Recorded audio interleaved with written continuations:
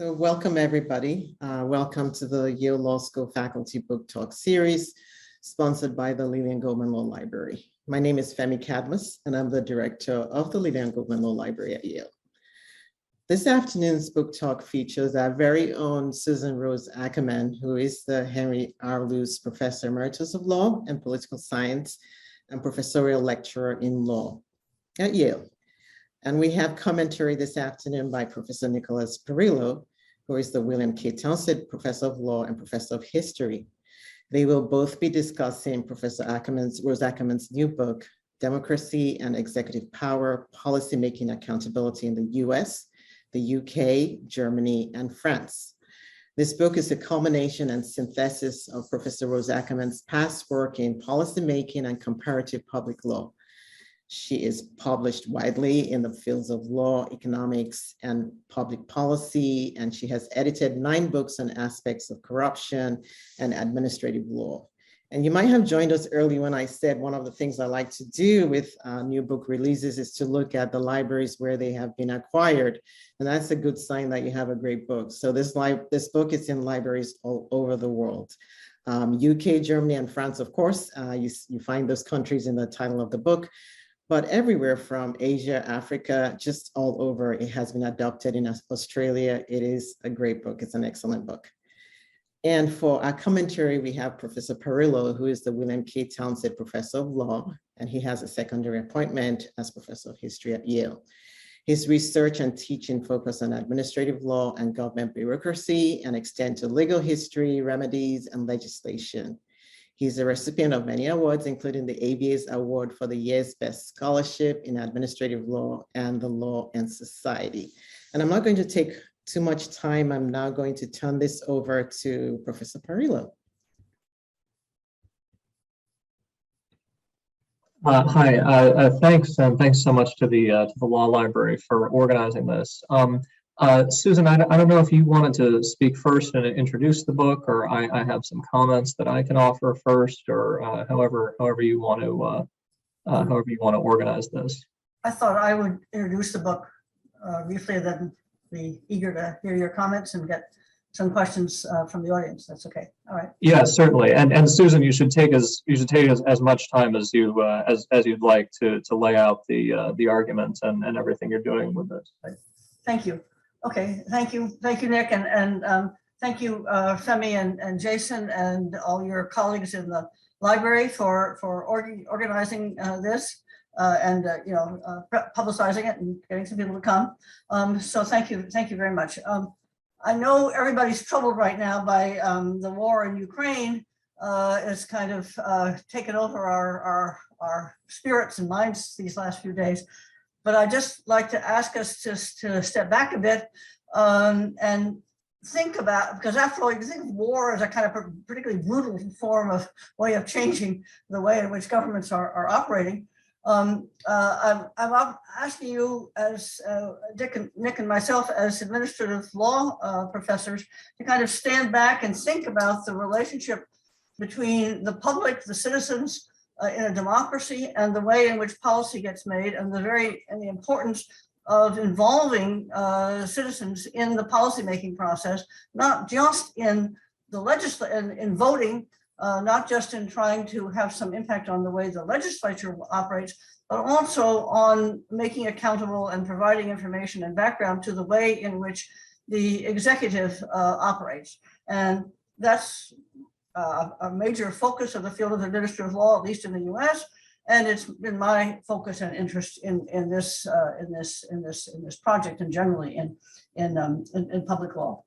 Starting out by saying, look, policymaking in the executive is inevitable in any kind of a regulatory welfare state. You can't expect that the statutes are going to have got all the details right, or be able to take into account all the ramifications of what the laws are saying, or the technical changes that are going to happen, or the way in which things change over time. And what that means is that inevitably there's going to be policy made inside of the executive and in the agencies, and that when that happens, it does raise a democratic legitimacy issue, which needs to be dealt with through the procedures that the administrative process uses to make policy, and that involves telling people what you're doing, inviting people to comment on what you're working on, not making decisions which are then publicized afterwards along with reasons, and in order to give some kind of legal imprimatur to that work, having a sort of limited judicial review of what goes on to be sure those processes were being followed. Now, those of you who are following administrative law in the United States know that many of these issues are now kind of up for grabs, and we are, as the Supreme Court turns in a relatively conservative direction, you're seeing some challenges to this model of what to me is the only kind of realistic way to think about a modern democracy in the West Virginia versus EPA just on Monday, and then the court stay of the OSHA mask mandate. So for me, it's one motivation to think about the relationship between what happens in the U.S. and what goes on in other countries. And for me, comparative administrative law is not a kind of a standalone scholarly enterprise that can keep kind of contained within the law, within the statutory law of the administrative process. It's got to be connected to the constitutional structure within which the state is operating, and with other features of the polity. So an interesting fact about the U.S. compared with my other case studies, it's the only country that has an Administrative Procedure Act that applies to rulemaking. They all have administrative things that have to do with administrative procedures with respect to adjudications, but with respect to general rulemakings, they don't have it, right? So now, of course, that process in the U.S. under the APA has numerous well-known limitations, which we can certainly talk about, very important. But for me, it's got some basic principles that I've already mentioned of notice, of commenting, of explanation, and of some kind of legal status of those projects.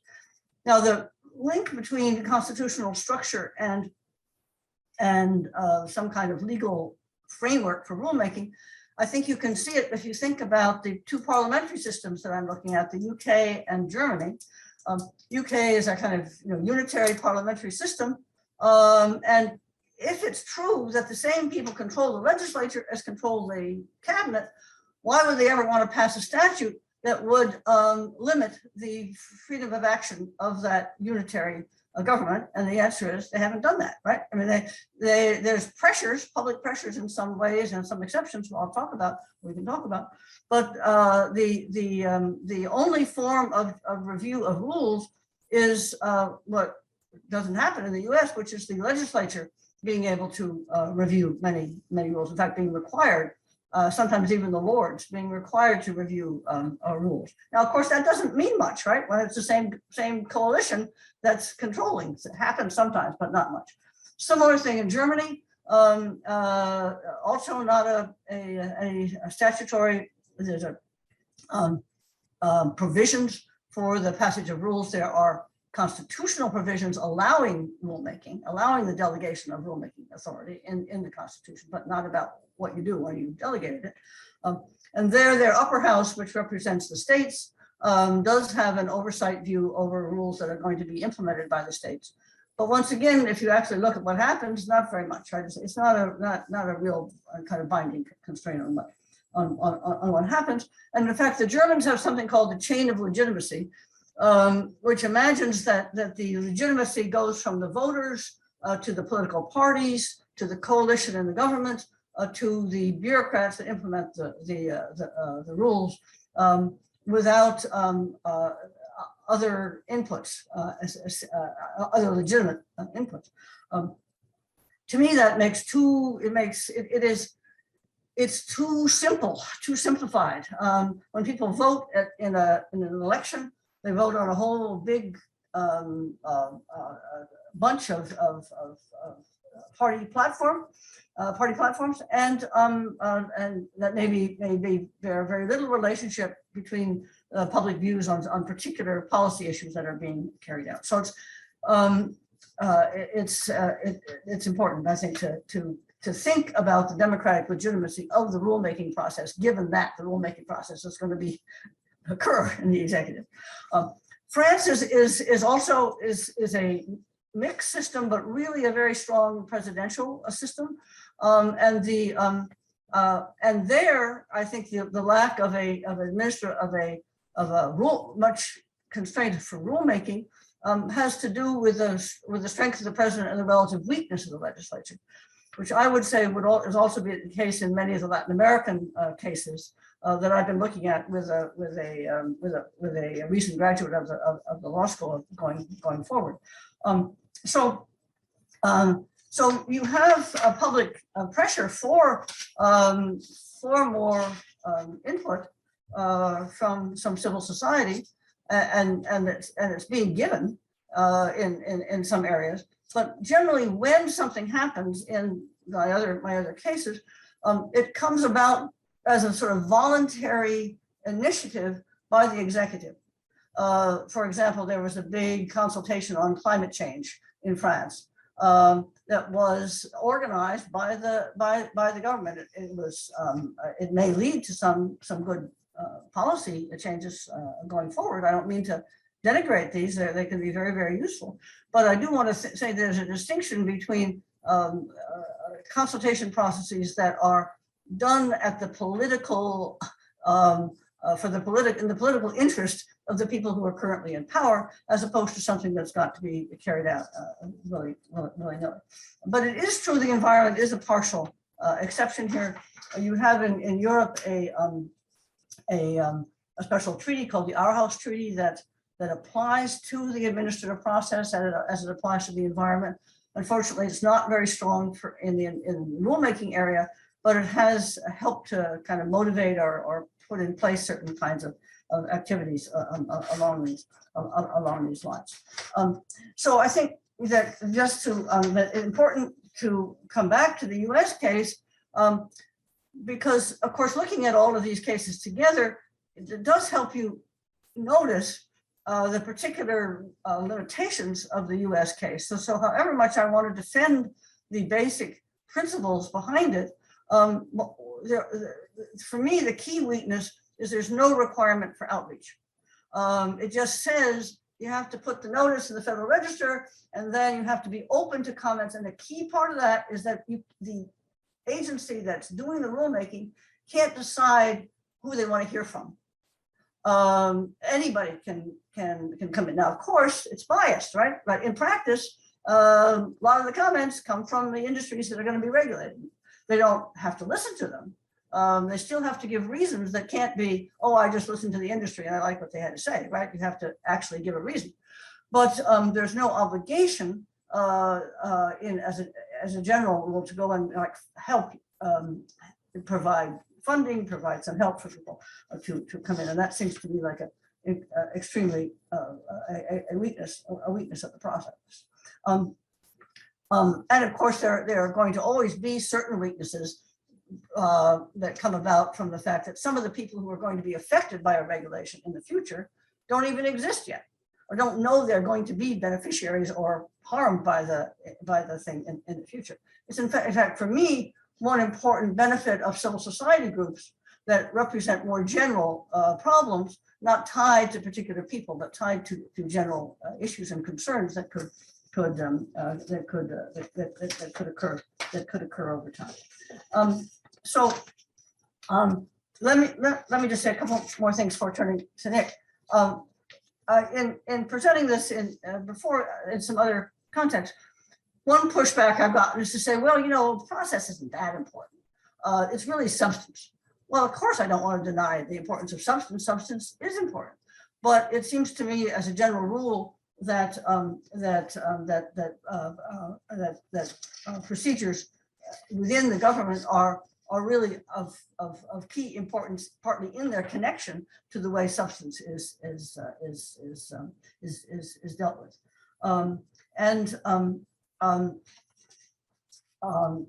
And there's, I think an important question is to think about whether there are good ways in which our APA ought to be revised. It's an old statute that has taken on a life of its own over a number of decades. There have been some proposals during the Trump administration. There were some proposals in Congress to amend the APA in ways that would be really drastic, in the sense of really cutting back on the possibility of executive rulemaking. Those have gone nowhere recently, but they are worth recognizing that there are some things out there to be thought about. And so maybe Nick would have some thoughts on this. So what are we thinking about here? We're thinking, just to conclude, we're thinking about the tension between technocratic expertise. I don't want to, I'm not talking about a situation in which you have something like regulatory negotiation, in which you have I'm not talking about something in which the government turns over the making of rules to outsiders. Rather, the government has the political legitimacy to make these rules, but they have an obligation to listen and respond to things that are coming from outside, and they need to use whatever knowledge and information is out there, and to recognize that there are people in the groups in the public with a heartfelt, deep concern about it, but who may not themselves have a lot of knowledge about what is going. And I think we also need to think about the fact that because of the cost and time it takes to do APA procedures, there's a tendency to tilt and say, okay, let's do things through memorandum. DACA is an example of this, just done through a memorandum, through executive orders, through guidances. And is there some way to think of a continuum here of where the values of public involvement are still taken into account, but something is reform the process to make it kind of work better. So in any case, just to end up, my aim here has been to generate some kind of an informed debate about the value of consultation and reason giving, both in the US and in other countries, in justifying executive policymaking and representative democracies. I focus on these countries just as exemplars of alternative routes to public involvement. I wanted to get outside the US and see what else is going on, because these four countries have also influenced administrative law in many other countries, and that's important to take into account. And of course, borrowing can't be just a routine, uncritical affair. But I think the study, at least for me, the study of different systems can help people in one location to understand the range of options. So you're not just in with your own options all the time, and come up with new ideas. And I hope I'll encourage both administrative law and constitutional law in the US and afterwards and elsewhere to think about the relationship between these fields and how my arguments might or might not apply, both in my own countries, not my own case study countries, and in other legal and political systems. So thank you very much. And Nick, I'm eager to hear what you have to say. Thank you. Susan, and thanks again to the library for convening us. This is a book that I would recommend not only to students of comparative law, but also to students of US administrative law. It makes several important interventions, and I'll talk about two of them and ask some questions related to each of those two interventions.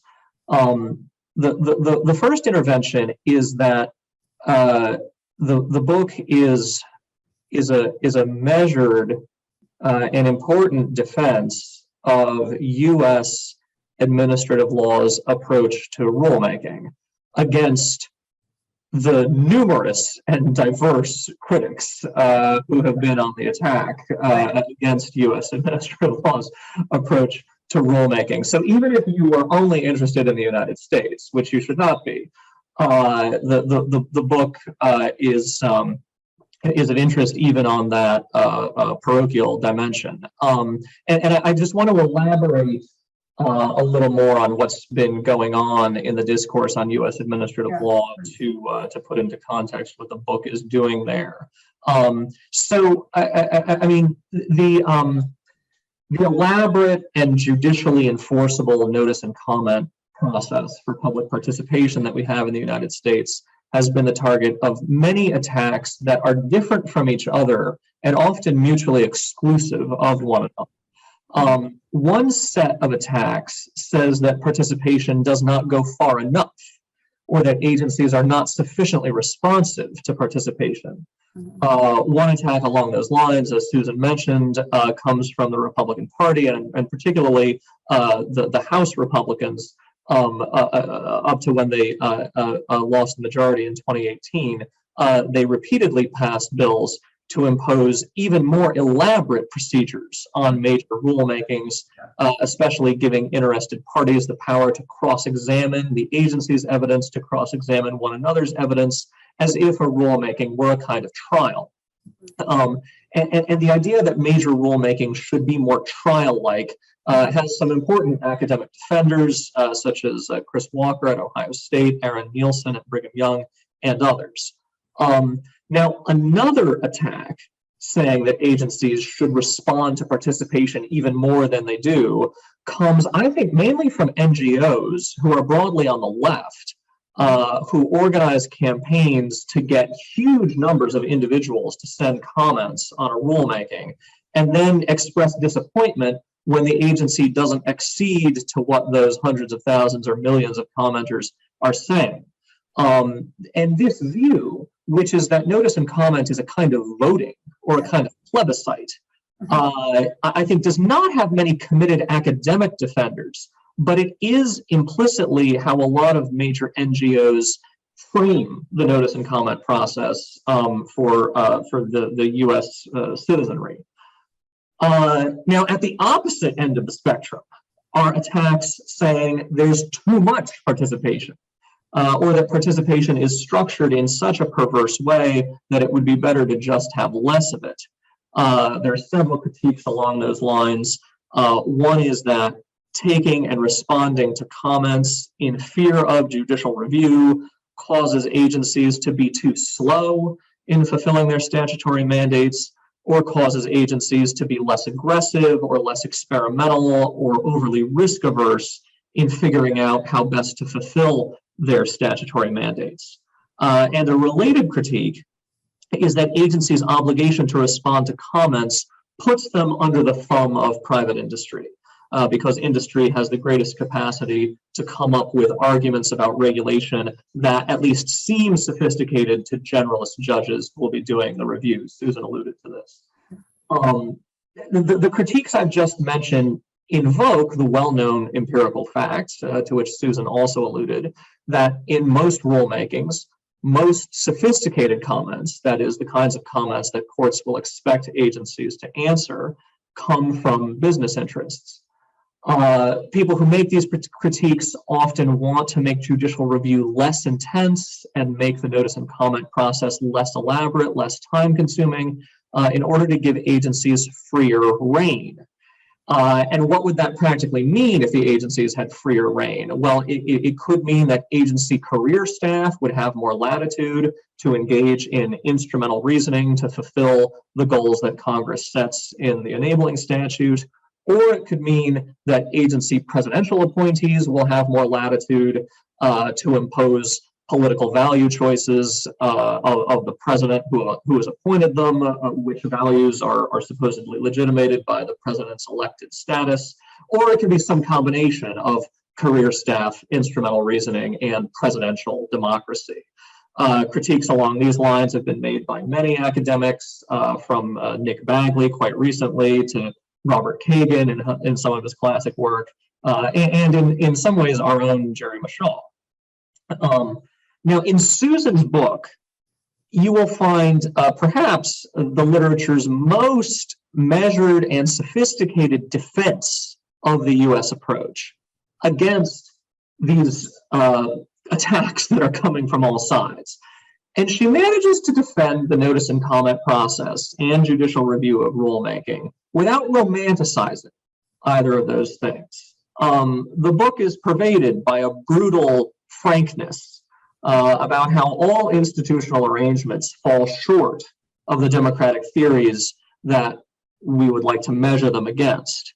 What is often trumpeted as democratic isn't actually as democratic as it's cracked up to be. And this is something Susan repeatedly emphasizes. For example, presidential democracy is vitiated by a variety of factors, including the episodic nature of presidential elections and the arbitrary bundling of numerous individual policy stances in a broad presidential program and coalition.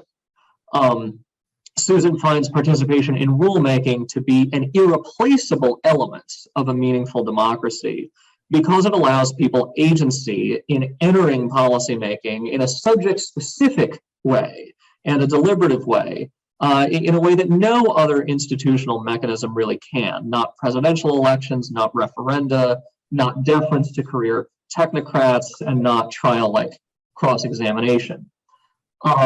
And still, and this is a testament to the book's realism and its frankness, Susan does not deny some of the most important critiques leveled at notice and comment. She thinks some of them have been exaggerated, for example, on how much notice and comment has really diminished the speed or volume of rulemaking. But she takes quite seriously the issue that participation is often skewed in favor of some interests over others. She does have prescriptions for reform, including the idea of encouraging and subsidizing participation by what are usually underrepresented interests, as she mentioned in her talk. And also relatedly of paying more attention to how law authorizes and subsidizes the creation of NGOs, that is, the organization of civil society, in ways that may broaden participation. And I'd invite Susan to say more about those last few matters, about the alternative potential means of encouraging and subsidizing more participants and getting the government to be more self-conscious about the organization of the civil society with which it deals. Because, I mean, on the one hand, Susan emphasizes how an attraction of notice and comment is its open-endedness, that it isn't as kind of prefabricated by the government as the construction of a mini public would be, or something along those lines. And yet, if we're going to do subsidization of a wider range of stakeholders, it would seem inevitable that the government has to do some kind of picking and choosing.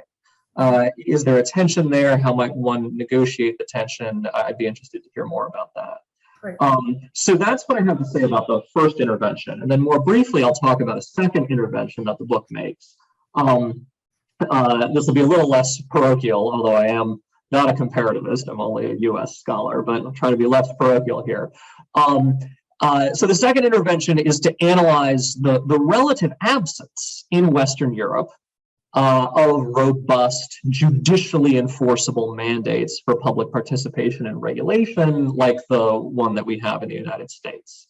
The processes of notice and comment and judicial review that we have in the US, for all their virtues, and Susan argues they have many virtues, they are not inherent or inevitable features of democracies, not even of well-established democracies. On the contrary, they are far more developed in the United States than in the UK or Germany or France, as the book documents.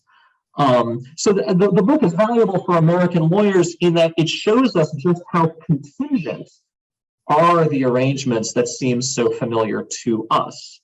And the book is illuminating in showing how participation mandates arise in part because of the incentives created by constitutional structures and electoral and party structures that differ markedly between democracies. At one point toward the end of the chapter on judicial review, Susan explains how legislative majorities in parliamentary systems have little interest in limiting the rulemaking freedom of their own governments, since the legislature chooses the government, and they cannot bind future governments with different political goals, because once the future government is in place, it can completely call the shots. And that goes a significant way toward explaining the absence of these kinds of mandates in the parliamentary systems in the UK and Germany. And then in France, you have a presidential system, but as Susan explains, this is on 226. The president usually has firm control of the National Assembly because of the near simultaneous timing of the elections for the presidency and the assembly, and has no incentive to seek passage of a law that would limit executive rulemaking powers by giving the courts an oversight role. And then, of course, in the U.S., we have a rather different situation. We have historically relatively weak parties and quite frequent divided government.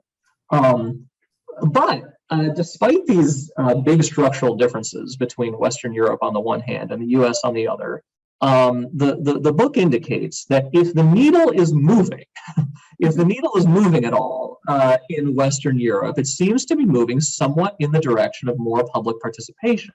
And Susan regards this as a positive development, and much of the book is devoted to encouraging it normatively for her European audiences. But I'd like to talk a bit more about why it is occurring positively and descriptively. What is causing these systems to perhaps begin to shift against the anti-participation factors that might at first glance seem hardwired into how their constitutions are structured or how their party systems are structured? Sometimes in the book, it seems to be driven by certain discrete positive law enactments, the Aarhus Convention that Susan mentioned in her talk, to which the Western European countries are signatories, or mandates from the EU, or mandates in relatively narrow individual national statutes. But I mean, can we look at those things and generalize about why things might be moving more in this direction than in the opposite direction?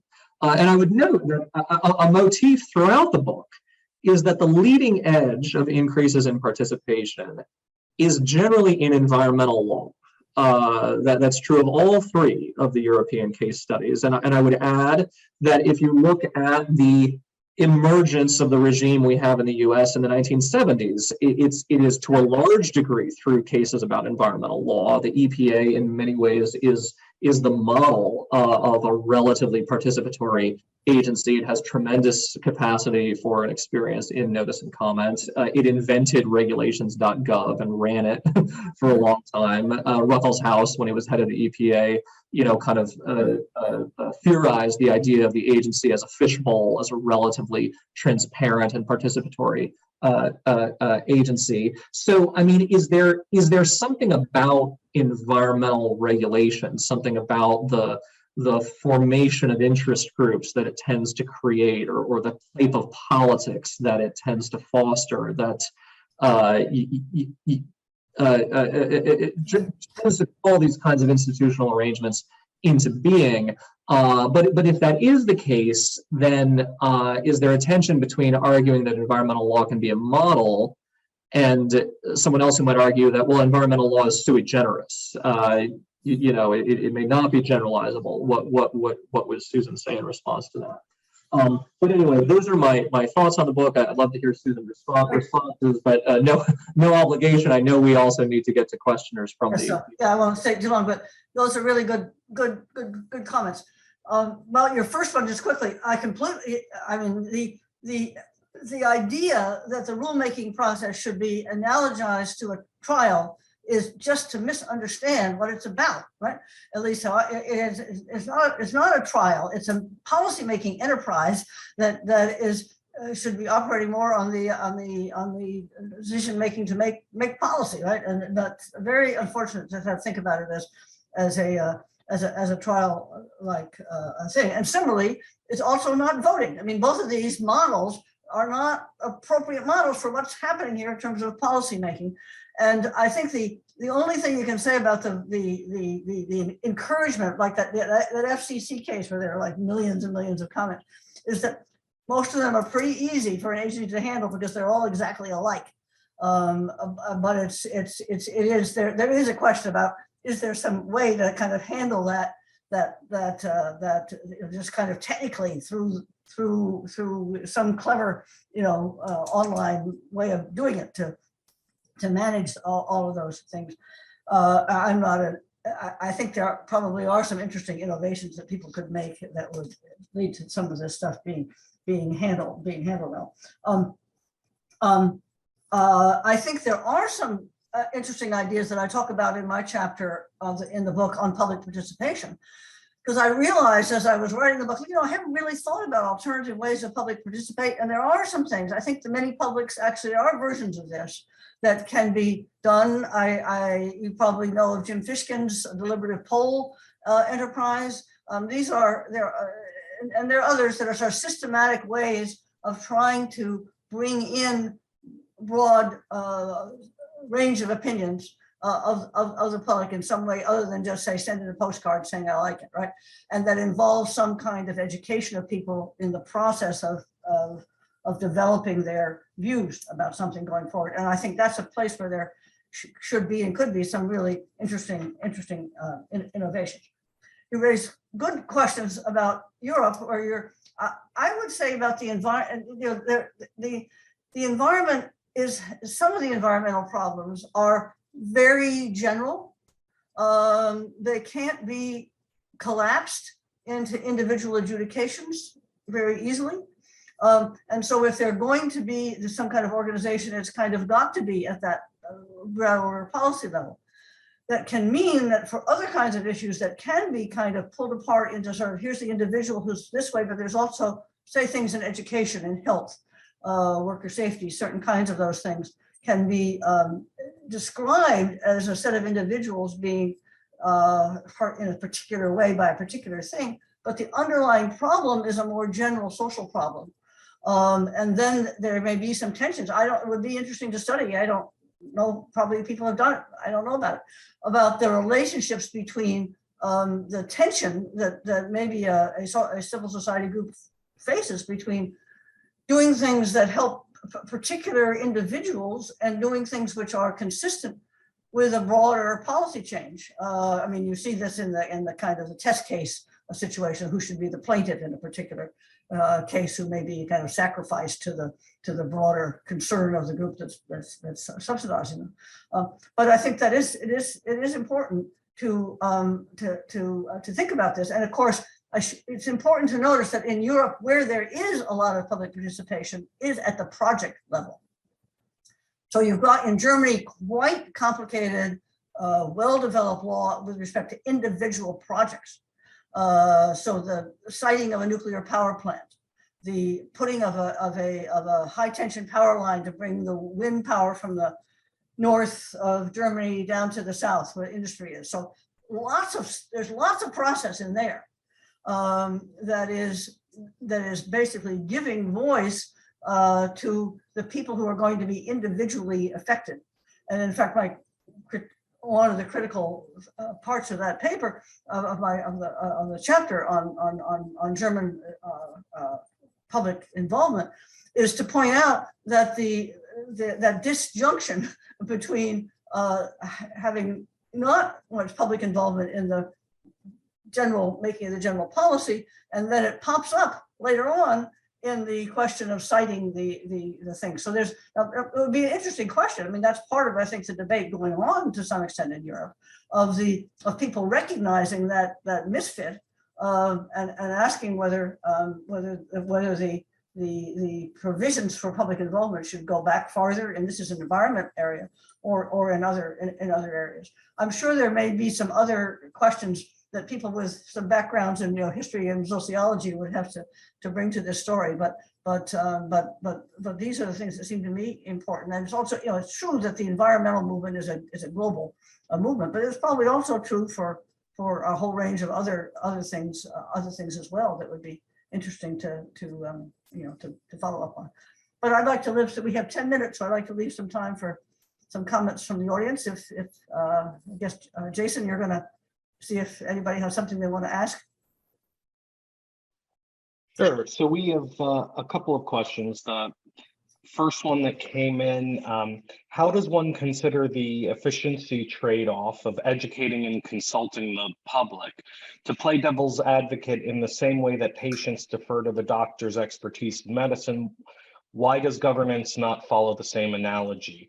And two, what is the main metric or ideal in question here? Why is it chosen over other measures? Well, I guess there's 2 points here. When you go to a doctor, you're going there because you think you are going to respect their expertise. When you're dealing with the government, you may not have that same level of confidence that the government is going to necessarily represent sort of the best level of expertise, and expertise will get mixed in inevitably with political choice. So unless there are probably certain parts of kinds of government decisions that are, say, National Science Foundation or certain other expert bodies, where citizens do accept what's going on as a reflection of expertise. But I guess the point is that if citizens don't feel that way, it's not, the government shouldn't just tell them that they should feel that way, right? There's some obligation on them to defend that claim against people who are claiming something different, and sometimes they may be able to do that, right? So it's just basically saying that when governments make decisions, they are using expertise, but they are not necessarily going to be deferred to by the citizens as being the experts that need deference. Great. Yeah. And we have another question. So what is the road taking by the EU administrative law? Is it similar to those examples investigated in the book, such as France and Germany? Almost 2 years ago, another book that defends the U.S. administrative law was written by Cass Sunstein and Adrian Parrillo. How different Professor Rose-Ackerman's book from the Law on Leviathan in terms of defending the lawmaking power of the U.S. administrative agencies? As may be recalled, they highly benefited from Fuller's rule of law as a source of justification. Well, let's start with the EU. I wrote about the EU in a previous book that was looking at Germany and US and South Africa, but I didn't look at it this time because I really wanted to focus on nation states, partly in the hope that those case studies would have some resonance outside the United States and Europe, in Latin America, in Asia, and Africa, right? But the EU is very, of course, important in all these states, and in particular, it's been important in the push to privatize public utilities. Right? So in all these countries, you had nationally owned, or in some cases state-owned, lender-owned public utilities. And there's been a huge push from the EU to create regulatory agencies as a result. And that went along with the EU itself pushing those regulatory agencies to incorporate public participation requirements. So it didn't come from civil society, it came from the EU. Now, it's a little, not exactly the best example for me, but it's an interesting example. So a former student of mine, who's now a professor in Canada, Akis Saikas, looked at this phenomena and found that the reason why the EU was pushing for a participatory process when the national, like the French or the UK regulatory agency made policy, was to be sure that they didn't ignore the interest of the public utility companies in other countries. So they didn't give too much benefit, to the old legacy carriers, in their state. But of course, once they'd done it, they couldn't actually write the rules so that it was only the other carriers in the rest of Europe who could come and make comments. And there's interesting, there is that interesting dynamic here between a structural change that's happening in the organization of certain industries and the way in which that then has implications for the way in which the EU, in which the national states operate. The EU has been a big pusher for something they call better regulation, right? Well, what's that, right? It's sort of a mix of impact assessment, cost benefit analysis, maybe a little push toward deregulating things, right? You know, one in, one out kind of stuff. But it's clearly the commission doing that.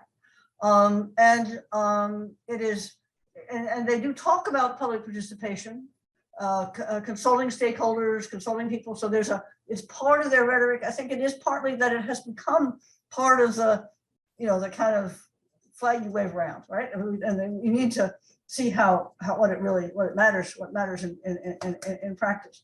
I think so. There's some things happening at the European level, but it's mostly at the level of the commission, and the commission does not like judicial review of any of this, right? They said we're doing it to enhance our own legitimacy, but as far as I could see, there was no interest in having any of their own processes, you know, checked, you know, anywhere else. I would say about I don't want to get into substantive renewal very far, other than to say that Cass is a strong defender of cost-benefit analysis, although he pretends like he's not, right? In defending what he's doing. But I think it's if you read my chapter in that book, I accept that cost-benefit analysis and impact assessment can have an important role, but they are taken on by people in a way that is awfully uncritical of the underlying normative underpinnings of those procedures. And I think Cass has bought into that too strongly in a way that would that I think is to me not normatively justified by the kinds of problems that the state is facing. I don't know, Nick, did you have anything to add?